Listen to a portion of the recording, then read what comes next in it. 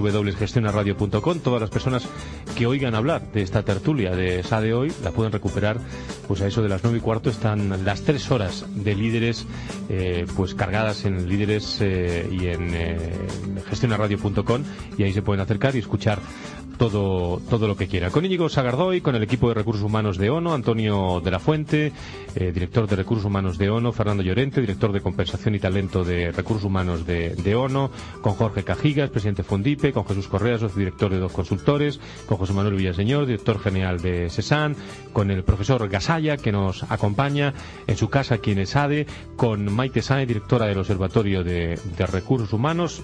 Interesantísima tertulia la que estamos teniendo, pero me van a permitir que yo creo que nos va a interesar a todos. Esto es una pregunta de hace 9 años, es una pregunta muy nueva que tengo yo, y que es tan difícil como la siguiente. ¿Cómo son, querido Antonio, las personas de ONO? Difícil pregunta, efectivamente.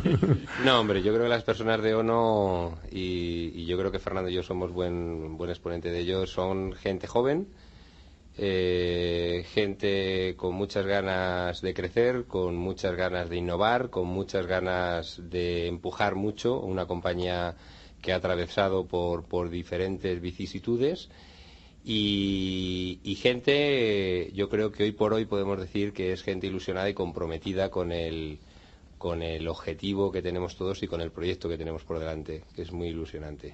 ¿Cómo tienes organizada tu área? ¿Qué te está ocupando en estos momentos como objetivo prioritario en los recursos humanos de tu compañía de ONO? Pues el área de recursos humanos la tenemos organizada de la siguiente manera. Por un lado estarían lo que es la organización y la planificación, que se ocupa principalmente de que no haya ningún expediente de regulación de empleo en el horizonte. Es un área muy importante porque lo que hace es dimensionar correctamente la compañía en todo momento, adelantarse, planificar. Esa es la parte de planificación que muchas organizaciones no tienen y que luego les ocurre lo que les ocurre. A Íñigo le viene bien, como lógicamente, porque es pero bueno, hay más áreas que se pueden trabajar con el despacho Sagardoy, que además nosotros trabajamos. Hay otra parte muy importante, que es el área de selección y formación, es decir, atraer el mejor talento, desarrollar ese mejor talento.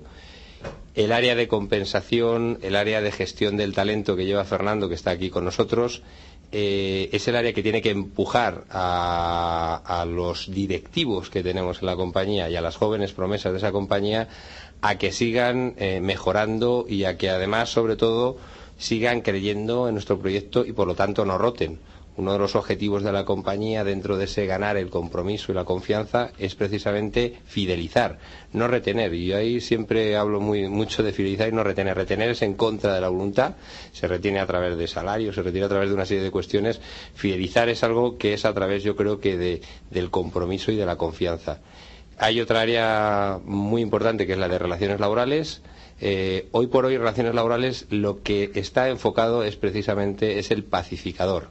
Es la interlocución constante con los sindicatos. Es, después de haber negociado un convenio colectivo, que de varias compañías que hemos logrado que seamos uno, es el área que se ocupa de gestionar que no ocurra, que no haya problemas con sindicatos y que no haya problemas en el día a día de los trabajadores en su devenir.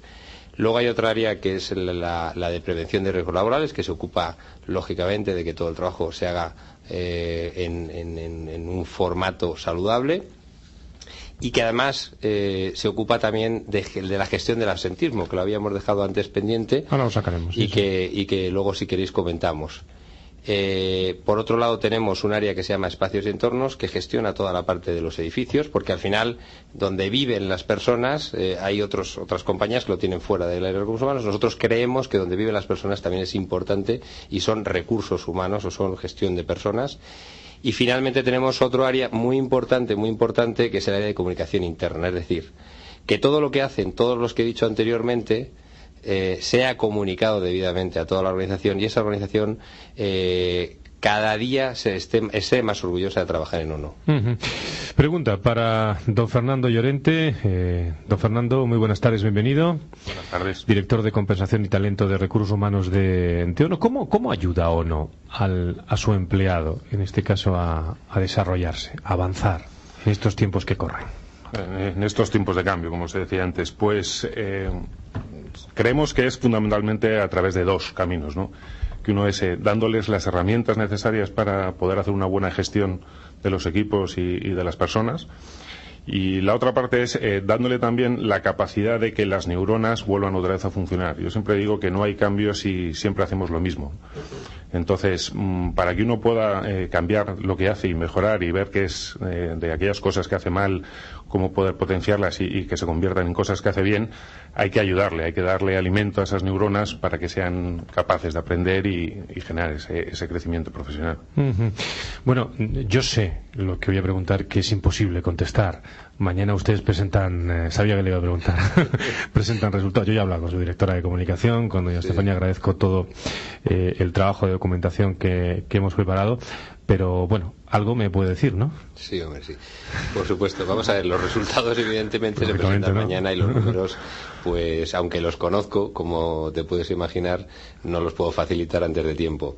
Hombre, yo como muestra un botón. Yo os contaré que hace un par de semanas hemos puesto en el mercado 500 millones de euros, que en pesetas son muchos millones, miles de millones de pesetas, de bonos, y en ese proyecto de esos 500 millones la demanda internacional, nosotros hemos salido al mercado europeo y al mercado americano, ha sido de 3.500 millones. Al final hemos cerrado ese ejercicio, lo hemos cerrado en 700 millones de euros en bonos. Yo creo que esa es la respuesta, es decir, esa es la respuesta sobre la gestión y sobre los resultados que está teniendo esta compañía. Ha habido años difíciles, pero yo creo que estamos retomando el vuelo y los mercados y los inversores nos están respaldando. Yo creo que esa es la mejor noticia y además la noticia que se puede tocar, no la noticia teórica, la que se puede tocar. Y es un avance interesante el que nos acaba de aportar el director de Recursos Humanos ante sin decir números, grandes números de resultados me refiero, ante la presentación mañana de la cuenta de resultados, vamos, de los resultados de ONO. Profesor Gasalla tocaba antes un aspecto, José María, muy interesante que podemos profundizar en los próximos minutos y que todas las personas que han intervenido puedan intervenir también. Vamos a recordarlo sobre el absentismo como una de las claves fundamentales también, bueno, de que las empresas, pues a ver cómo están trabajando ese tema, ¿no?, en nuestro país. Sobre todo vamos a fijarnos en las españolas. Sí, quizás por lo que relaciona con otro tema crítico que de tanto en tanto sale a relucir, que es el tema de la productividad de la empresa española. Es decir, da la sensación que no sacamos suficiente productividad. Entonces, bueno, no creo que el asentismo sea el único factor que incida ahí. Seguramente también es el desarrollo tecnológico, seguramente es el nivel de formación, cualificación, etcétera. Seguramente es la propia estructura de la empresa. Pero no cabe duda de que el asentismo existe, y no solamente a nivel físico, sino psicológico. O sea, la persona que sí que aparece por allí, por el puesto de trabajo, pero que no se ve que esté rindiendo demasiado. Y a mí siempre me ha preocupado un tema, que a lo mejor soy muy teórico en ello y me gustaría escuchar las voces aquí más asentadas en el día a día, es ¿por qué la empresa no se atreve a hacer más diferenciación? Yo creo en la igualdad de todos, incluso puedo llegar a eso de, bueno, la misma categoría de puestos de entrada tienen el mismo sueldo y cosas de estas, pero a mí me da la sensación de que no hay grandes diferencias entre los que más rinden y los que menos rinden. Es decir, hay como un cierto pavor o a hacer esas diferencias y caer en el agravio comparativo, que todo el mundo se nos revuelva, con lo cual al final el que sale ganando es el más vago, hablando en plata. Y al que se esfuerza especialmente se le va poniendo poco a poco cara de tonto y de caña, pero si al final soy yo el que me quedo hasta las 9 de la noche aquí todos los días, y a este tío que se va corriendo a las 5:30, pues es que prácticamente se le valora casi como a mí. Paternalismo. Incluso se aprovechan los seres y circunstancias especiales para decir, bueno, de repente ya me quito gran cantidad de gente, y te quitas gente buena también en medio de toda esa zarandaja. Con lo cual, ¿por qué no se hace una gestión de personas más continuamente Yo se lo decía algunas veces a los políticos, una época en mi vida que me dediqué a asesoramiento de políticos. ¿Por qué las campañas no son durante los 4 años en vez de ser la campaña durante el último mes?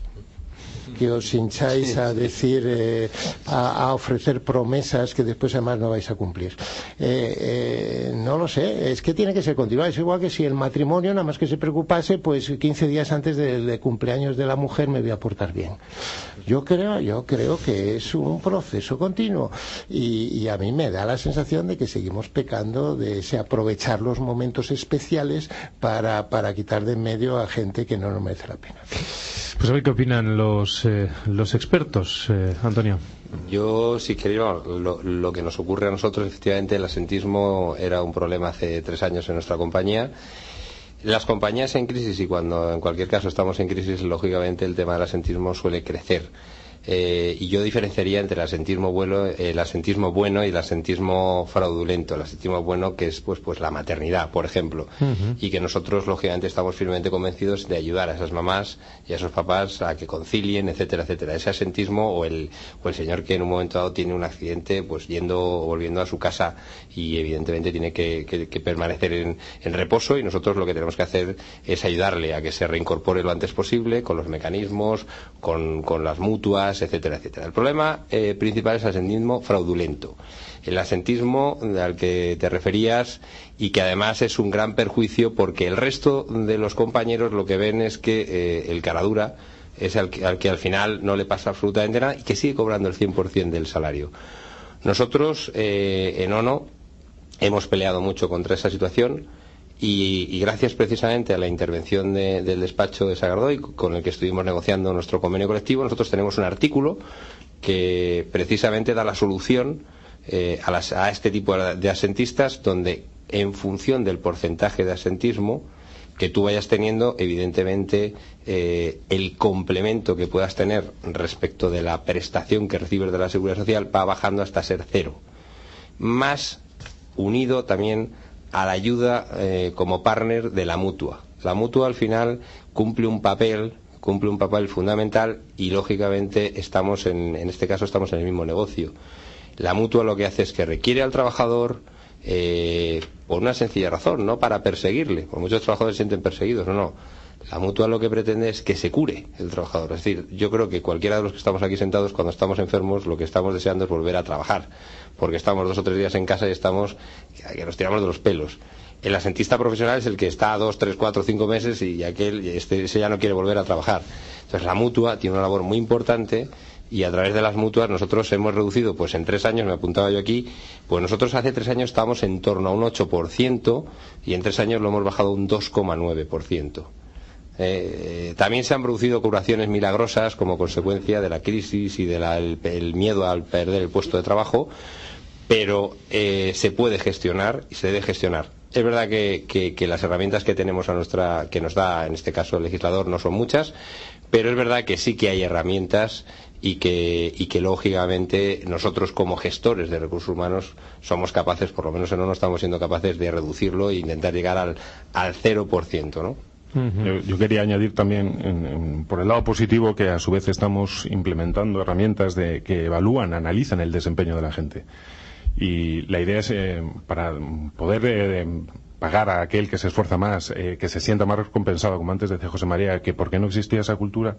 Sí que estamos intentando en ONO, con esa cultura del desempeño, con herramientas que, por ejemplo, César nos puede hablar de su empresa, que nos facilitan herramientas de ese tipo, que nos ayudan a analizar cómo es el desempeño de la gente, qué resultados consiguen, y poder diferenciar del que realmente está trabajando y consiguiendo resultados de quien no. Tu visión, Íñigo, y don Jesús, don José Manuel, que no han hablado todavía. Íñigo, Sagardoy. Sí, es curioso porque en el tema del asentismo siempre se habla, y yo también el primero, de que realmente si hay complementos a la situación de incapacidad, pues realmente eso promueve que haya más absentistas. Y en cierta medida puede ser cierto, ¿no? Aunque hay se pueden tomar medidas positivas para que no sea un complemento tan atractivo para que todo el mundo esté permanentemente ausente del trabajo, pero si comparas con otros países europeos, eso también existe. O sea, el tema del complemento en situación de incapacidad, incluso hay otros países que es realmente generoso, ¿no? Y las empresas son realmente generosas en cuanto a complementar las situaciones de ausencia. Entonces, ¿cuál es el